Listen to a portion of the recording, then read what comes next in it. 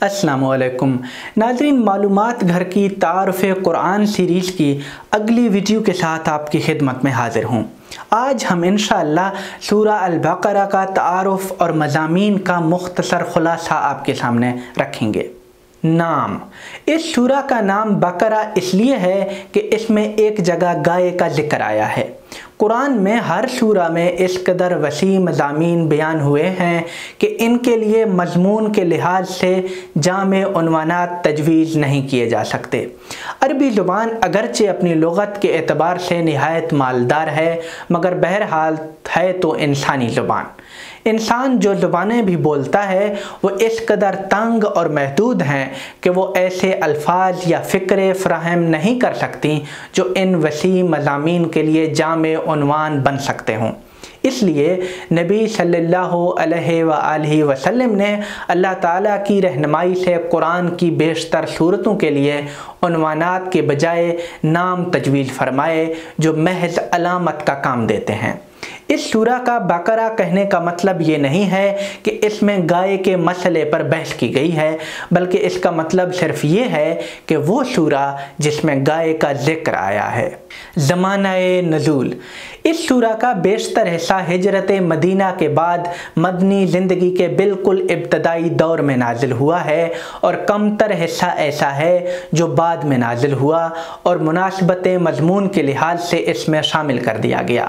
حتیٰ کہ سود کی ممانعت کے سلسلے میں جو آیات نازل ہوئی ہیں وہ بھی اس میں شامل ہیں، حالانکہ وہ نبی صلی اللہ علیہ وسلم کی زندگی کے بالکل آخری زمانہ میں اتری تھی۔ سورہ کا خاتمہ جن آیات پر ہوا ہے وہ ہجرت سے پہلے مکہ میں نازل ہو چکی تھیں، مگر مضمون کی مناسبت سے ان کو بھی اسی سورہ میں ضم کر دیا گیا ہے۔ سورہ کا تعارف: اس سورہ کا مرکزی مضمون دعوت ایمان ہے۔ ایمان کی طرف اشارہ تو سورہ فاتحہ میں بھی ہو چکا ہے، لیکن وہ اجمالی ایمان ہے جو جذبہ شکر کی تحریک اور اللہ تعالیٰ کی ربوبیت و رحمت کی نشانیوں کے مشاہدہ سے پیدا ہوتا ہے۔ اس سورہ میں اس اجمال نے تفصیل کا رنگ اختیار کر لیا ہے۔ اس میں نہایت وسیع طور پر قرآن مجید اور نبی صلی اللہ علیہ وسلم پر ایمان لانے کی دعوت دی گئی ہے۔ گویا سورہ فاتحہ میں ایمان باللہ کا ذکر ہے اور سورہ بقرہ میں ایمان بالرسالت کا۔ سورہ میں خطاب: اس سورہ میں اصل خطاب تو یہود سے ہے، لیکن ضمناً اس میں جگہ جگہ نبی صلی اللہ علیہ وآلہ وسلم کو، مسلمانوں کو اور بنی اسماعیل کو بھی مخاطب کیا گیا ہے۔ یہود کو مخاطب کر کے ان کے ان تمام مذمومات و توہمات کی تردید کی گئی ہے جن کے سبب سے وہ اپنے آپ کو پیدائشی حقدار امامت و سیادت سمجھے بیٹھے تھے، اور کسی ایسے نبی پر ایمان لانا اپنی توہین سمجھتے تھے جو ان کے خاندان سے باہر امی عربوں سے پیدا ہوا ہو۔ نبی صلی اللہ علیہ وآلہ وسلم کو مخاطب کر کے جگہ جگہ آپ کو صبر و استقامت کی نصیحت کی گئی ہے، اور یہ واضح کیا گیا ہے کہ حضرت ابراہیم علیہ السلام نے خانہ کعبہ کی تعمیر کے وقت جو دعا کی تھی، آپ اس دعا کے مظہر ہیں۔ مخالفین کی تمام حاسدانہ سرگرمیوں کے علیرغم آپ کی دعوت کامیاب ہو کے رہے گی اور اللہ تعالیٰ آپ کے دین کو غالب کرے گا۔ مسلمانوں سے خطاب کر کے یہ بات کہی گئی ہے کہ اللہ تعالیٰ نے خلق پر اپنے دین کی حجت تمام کرنے کے لیے ان کو ایک مستقل امت کی حیثیت سے مامور کیا ہے اور اپنی آخری شریعت کا ان کو امین بنایا ہے۔ انہیں چاہیے کہ وہ اس امانت کی قدر کریں اور اس کے حامل بنیں تاکہ وہ خلق کے رہنما اور اپنے بعد والوں کے لیے نمونہ اور مثال بن سکیں۔ اس ضمن میں ان کو جگہ جگہ یہود کی ان حاسدانہ سرگرمیوں سے بھی آگاہ کیا گیا جو مسلمانوں کے دلوں میں شکوک پیدا کرنے، ان کو ورغلانے، ان کو آخری بعثت کی نعمتوں سے محروم کرنے کے لیے ان کی طرف سے ظاہر ہو رہی تھی۔ بنی اسماعیل کو مخاطب کر کے ان کے سامنے اصل دین ابراہیمی ان تمام بدعتوں اور خرابیوں سے پاک کر کے پیش کیا گیا ہے جو مشرکین اور یہود نے اس میں پیدا کر دی تھی، اور ساتھ ہی ان پر یہ واضح کیا گیا ہے کہ یہ اللہ تعالیٰ کا بہت بڑا احسان ہے کہ اس نے اپنا آخری نبی تمہارے اندر سے اٹھایا اور تمہیں ایک امت مسلمہ بنانا چاہا۔ تم اس احسان کی قدر کرو اور یہودیوں کی حاسدانہ چالوں کے چکر میں نہ پھنسو ورنہ تم پرائے شگون پر خود اپنی ناک کٹوا بیٹھو گے۔ سورہ کے مطالب کا تجزیہ۔ سورہ کے مطالب کا تفصیلی تجزیہ تو اس وقت سامنے آئے گا جب ہم آیات کے مناسب حصوں کو الگ الگ کر کے ان کی تفسیر پڑھیں گے، لیکن یہاں بھی اس کے مطالب کا ایک سرسری جائزہ پیش خدمت ہے۔ یہ سورہ ایک تمہید، 4 ابواب اور ایک خاتمہ پر مشتمل ہے۔ اس اجمال کی تفصیل یہ ہے۔ آیات 1 تا 39 تمہید۔ یہ حصہ تمہیدی ہے۔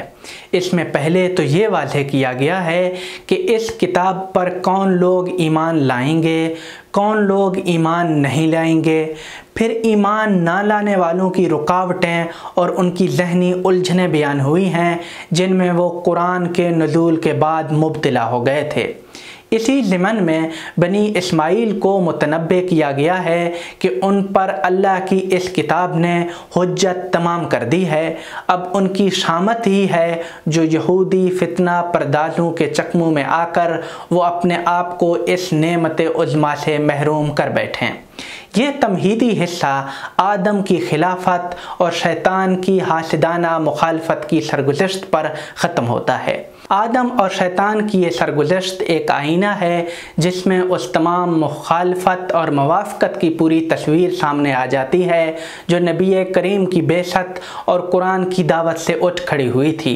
فرشتوں کا آدم کی خلافت پر اعتراض کرنا اور اپنے اعتراض کا جواب پا جانے کے بعد مطمئن ہو جانا ان لوگوں کی مخالفت کی مثال ہے جو نبی صلی اللہ علیہ وآلہ وسلم کی دعوت کے بعض پہلو نہ سمجھنے کے سبب سے شروع میں آپ کی رسالت کے بارے میں متردد یا اس کے مخالف رہے، لیکن چونکہ یہ لوگ نیک دل اور حق پسند تھے، حاسد اور ہٹ درم نہ تھے، اس وجہ سے جو ہی ان پر اصل حقیقت واضح ہو گئی وہ آپ کے حامی اور مددگار بن گئے۔ اس کے برخلاف شیطان کی مخالفت ان لوگوں کی مخالفت کی مثال ہے جو غرور نسب، غرور جاہ یا حسد کی بنا پر نبی صلی اللہ علیہ وآلہ وسلم کی مخالفت کر رہے تھے۔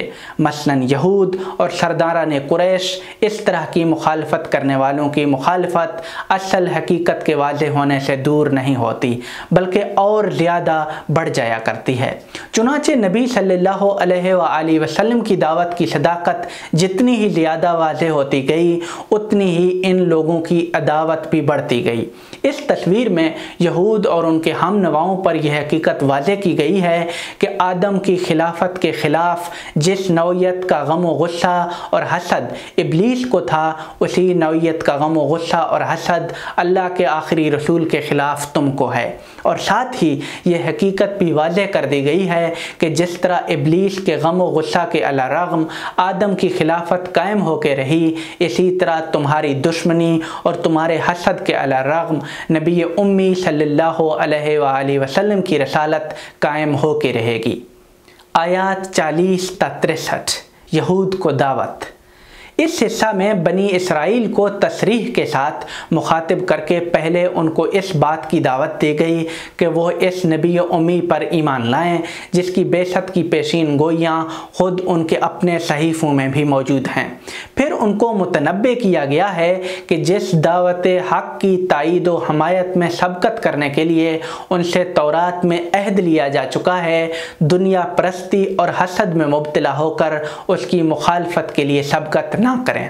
نیز اس ذلیل مقصد کے لیے حق اور باطل کو باہم گڈمٹ کرنے کا جو کاروبار انہوں نے جاری کر رکھا ہے اس سے باز آئیں اور جہاد نفس میں صبر اور نماز سے مدد حاصل کریں۔ اس کے بعد یہ حقیقت واضح کی گئی ہے کہ خدا کے ہاں عزت و تقرب کا ذریعہ ایمان اور عمل صالح ہے، نہ کہ کسی خاندان یا کسی خاص گروہ سے وابستہ ہونا۔ یہود اس غلط فہمی میں مبتلا ہو گئے تھے کہ ان کو جو عزت و عظمت حاصل ہوئی ہے وہ حضرت ابراہیم اور حضرت یعقوب کی اولاد میں ہونے کی وجہ سے حاصل ہوئی ہے۔ इस गलत फहमी के सबब से उनका सारा एतमाद ईमान और अमल साले की बजाय महज अपनी ख़ानदानी और ग्रोही निस्बत पर रह गया था, और ये गर्रा उनके लिए नबी की रसालत पर ईमान लाने में बहुत बड़ी रुकावट बन गया था। यहाँ उन पर वाज़े किया गया है कि तमाम फ़ज़्ल व करम अल्लाह ताला ही के हाथ में है। जो फ़ज़्ल भी तुम पर हुआ है उसी की तरफ से हुआ है, और जो फ़ज़्ल भी होगा उसी की तरफ से होगा। उसने तुम पर फ़ज़्ल भी बड़े बड़े किए हैं और तुम्हारी नाशुक्रियों पर तुमको सज़ाएं भी बार बार दी हैं। इस वजह से ख़ानदान और नस्ब की निस्बतों की बजाय अल्लाह की तरफ रजू करो और अवहाम में मुब्तला होकर हक़ाइक़ से मुँह मत मोड़ो। आयात 64 ता 121 यहूद को तंबीह। इसके बाद यहूद की अहद शकनियों की पूरी तारीख़ बयान हुई है कि उन्होंने किस किस तरह खुदा से किए हुए अहद व पैमान और खुदा के दिए हुए अहकाम तोड़े हैं, और अहद शिकनी और गद्दारी के लिए कैसी मुजरिमाना जहनीत शुरू से ही इनके अंदर परवरिश पाती रही है। नीज़ उनके वो अहाम और वो मशागिल भी बयान हुए हैं जिनमें मुब्तला हो जाने के सबब से उनकी निगाहों में खुदा और उसकी शरीयत और उसकी किताब की कोई कदर सिरे से बाकी ही नहीं रह गई थी। ये सारी तफसील यहूद पर यह वाज़े करने के लिए बयान की गई है कि अगरचे वो किताब इलाही के हामिल होने के मुद्दई हैं, लेकिन फ़िल हकीकत उन्होंने इस किताब को बिल्कुल पसे पुश्त डाल दिया है और अल्लाह ताला से किए हुए तमाम अहद व पैमान उन्होंने तोड़ डाले हैं। इस वजह से ज़रूरी है कि अल्लाह ताला उनको उनकी मनसब इमामत से माजूल करे और ये इमानत उनके हवाले करे जो इसके अहल हों। हज़रत इब्राहीम की सरगुज़श्त। इस बाब में हज़रत इब्राहीम की सरगुज़श्त का वो हिस्सा बयान हुआ है जो खाना काबा की तामीर, नीज़ एक उम्मत मुस्लिमा के क़याम और नबी सल्लल्लाहु अलैहि वसल्लम की बेसत की दुआ से ताल्लुक़ रखता है। इसमें पहले ये बात वाज़े की गई है कि हज़रत इब्राहीम अलैहिस्सलाम और उनकी ज़ुर्रियत का दीन इस्लाम था, ना कि यहूदियत व नसरानियत। इसी इस्लाम की दावत के लिए अल्लाह ताला ने एक उम्मत वसत पैदा की है। इस उम्मत वसत का किबला दुआए इब्राहीमी के बमूजिब मस्जिद हराम है, ना कि बैतुल मक़दिस। बैतुल मक़दिस की तरफ इसका नमाज पढ़ना महज एक आरज़ी मामला था, चुनाचे इसका किबला बदल दिया गया है। इसके बाद एक लतीफ़ इशारा इस बात की तरफ भी है कि ये किबला चूँकि अभी मुशरिकीन के कब्ज़ा में है, इस वजह से इसको हासिल करने के लिए अहले ईमान को जान और माल की कुर्बानियाँ भी देनी पड़ेंगी, और इस जिहाद में कामयाबी अल्लाह ताला की मदद से हासिल होगी, और अल्लाह ताला की ये मदद सब्र और नमाज के ज़रिए से हासिल होगी। इस सारी सरगुज़श्त के सुनाने से मकसूद चूँकि ये वाज़े करना है कि हज़रत इब्राहीम ने जिस पैगम्बर और जिस उम्मत के लिए दुआ की थी वो यही हैं, उन्हीं की दावत असल मिल्लत इब्राहीमी की दावत और उन्हीं का किबला असल किबला इब्राहीमी है। इसी वजह से इसमें खाना काबा और मरवा वग़ैरह से मुतल्लिक़ यहूद की वो तमाम तहरीफ़ात भी में निकाब की गई हैं जो उन्होंने अपने सहीफ़ों में इस ख़याल से की थी कि खाना काबा और मरवा की कुर्बान गाह के साथ हज़रत इब्राहीम अलैहिस्सलाम के ताल्लुक़ की हर शहादत रिकॉर्ड से हज़फ कर दें। आयात 163 ता 242 अहकाम व कवानीन। ये अहकाम व कवानीन का बाब है। मिल्लत मुस्लिमा को जो शरीयत अता हुई है, इस बाब में उस शरीयत की बुनियादी कवानीन बयान हुए हैं। यहूद या मुशरिकीन ने इन अहकाम में जो तहरीफ़ात कर दी थी या जो बिदतें शामिल कर दी थी, उस बाब में उन बिदतों और तहरीफ़ात से भी पर्दा उठाया गया है।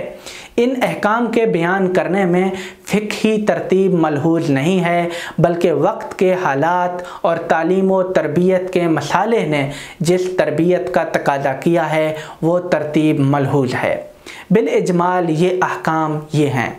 आयात 163 ता 176 तौहीद। आयत 170 नमाज और ज़कात। आयात 178 और 179 किसास और दय्यत। आयात 180 ता 182 वसीयत। आयात 183 ता 187 रोज़ा। आयात 188 हराम खोरी और रिश्वत की ममानियत। آیات 189 تا 218 حج اور اس کے تعلق سے جہاد اور نفاق کے احکام، کیونکہ اس وقت تک خانہ کعبہ پر مشرکین کا قبضہ تھا۔